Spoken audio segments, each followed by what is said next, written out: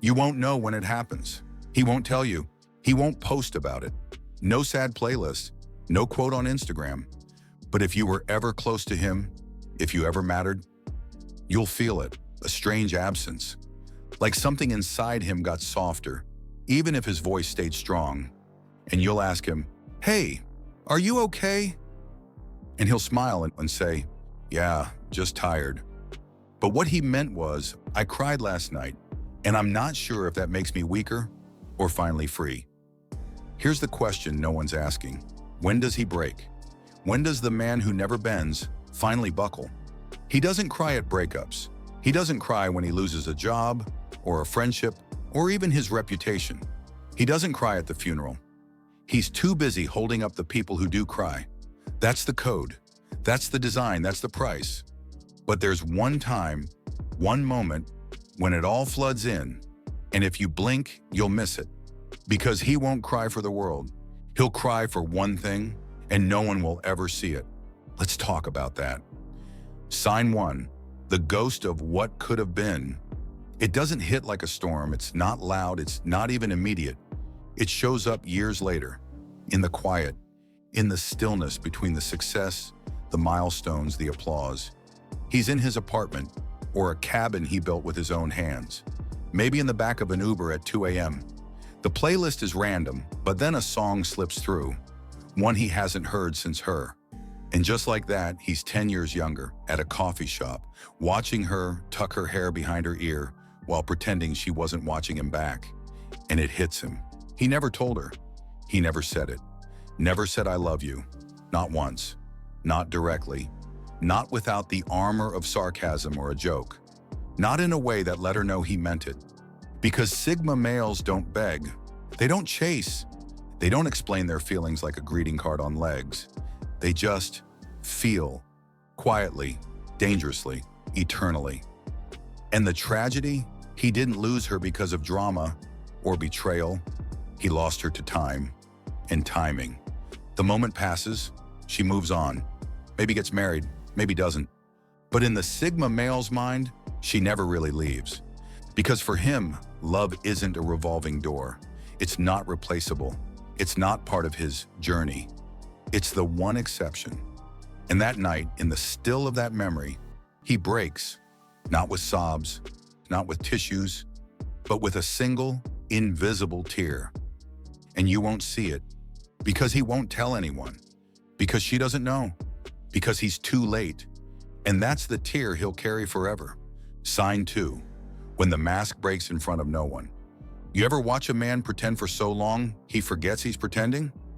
Sigma males wear masks, not to deceive, but to protect. Think Batman with better grooming. They've been the rock for everyone for so long, they forget what softness feels like. But one day, and it's always a quiet day, something small cracks the mask.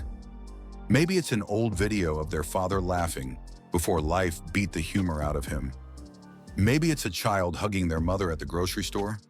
Maybe it's just walking by a bookstore and realizing they haven't been vulnerable with another soul since they were 16. It's not dramatic, it's mundane. But that's what makes it lethal. Because real pain, the kind Sigma males carry, doesn't scream, it whispers. And when the mask breaks, just a fracture, not a collapse. The Sigma will feel naked, not physically, existentially, as if his whole identity had been armor, and now that armor is cracked, and suddenly everyone can see the scared boy inside who once trusted and was punished for it. So he disappears. He vanishes from parties, texts, conversations. Not because he's cold, because he's reassembling the mask in silence. And in that in-between moment, when he's stripped down, raw, unguarded, the tears come. Just a flicker. Not enough to wet the skin, but enough to remind him that he still feels. And you'll never know, because by the time he's back in the world, the mask is flawless again.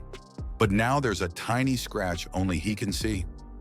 Sign 3, when he fails to protect what mattered most. Sigma males live by a creed that sounds ancient. Protect what matters, or die trying. They don't say it, they live it. They protect friends, family, lovers, even strangers. without expecting a thank you, without even wanting one. But one day it happens, they fail. Not because they didn't care, but because they're still human. A brother overdoses, a partner spirals into depression, a friend turns into someone they don't recognize. And no matter how much strength they throw at the problem, they lose. And nothing crushes a Sigma more than realizing he was powerless. Because he was always the one who held the roof up, who kept people from drowning, who didn't flinch when the storm came. But now the house is gone, and someone he loved is gone with it. He won't tell anyone how it gutted him. He'll keep the stoic tone, the even voice. He'll say, "It is what it is." But that night, he'll stand in the kitchen, hands on the counter, staring at a single cup of coffee he didn't even want. And the tears will come. No sounds, no drama, just the raw, visceral grief of a protector who couldn't protect. And when that tear falls, he won't wipe it, because no one's there. And that's exactly how he wants it. Sign 4. When he loses the one person who saw him. You've probably heard the saying, "He doesn't let anyone in." With Sigma males, it's not an exaggeration. It's an emotional lockdown. Entry denied, not because they don't want love, but because they can't afford to misplace it.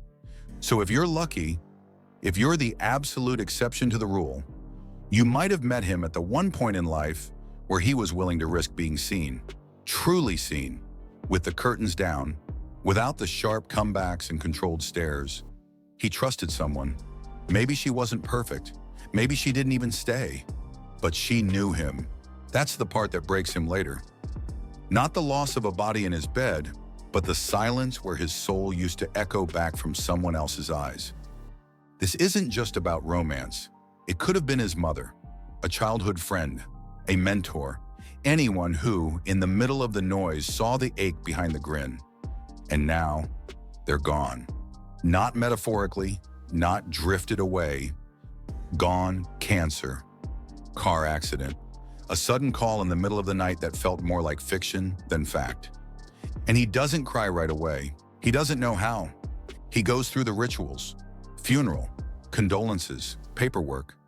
He nods, shakes hands, says thank you to people who didn't know the half of it. And then he goes home, alone, sits on the edge of his bed. And that's where the real movie starts. He reaches for his phone to text them, realizes he can't, wants to tell them what just happened. Can't. Remembers something they used to say, and hears it echo in a room where no one's left to say it. And that's when it happens. Not a sob, not even a quiver, just one silent, seismic tear. Because now he's truly alone. Because the one person who held the spare key to his heart is 6 feet under. And he doesn't know where to put the love that's left over. You won't see this moment. No one will. Because the person who could have seen it is the reason he's crying. Sign 5, the tear that comes from nowhere and everywhere. This one, it doesn't follow a plot. It's not tied to a face or an event.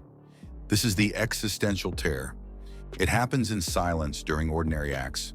Brushing his teeth, taking out the trash, watching the steam rise from his morning coffee. Out of nowhere, a wave hits him. Grief, joy, loss, time, everything all at once.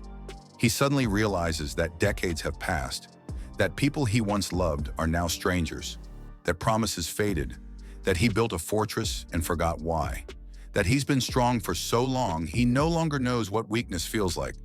And it crushes him, not like a weight, but like light. It shines into every dark, neglected corner of his psyche. The childhood dream he buried, the version of himself he never became, the mirror he stopped looking into. And for no reason at all, or for every reason at once, he cries, not with rage, not with sadness, but with a strange, gentle surrender. A tear rolls down, unasked, unexplained. And it tells the entire story of a life lived in silent resilience. He wipes it away without looking. He doesn't panic. He doesn't dramatize it. Because even he doesn't fully understand where it came from, only that it was real. And sometimes that's enough. If something in this story hit a nerve, maybe it wasn't just a story.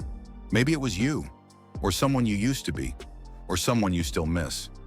Either way, don't disappear back into the algorithm just yet. Hit that subscribe button.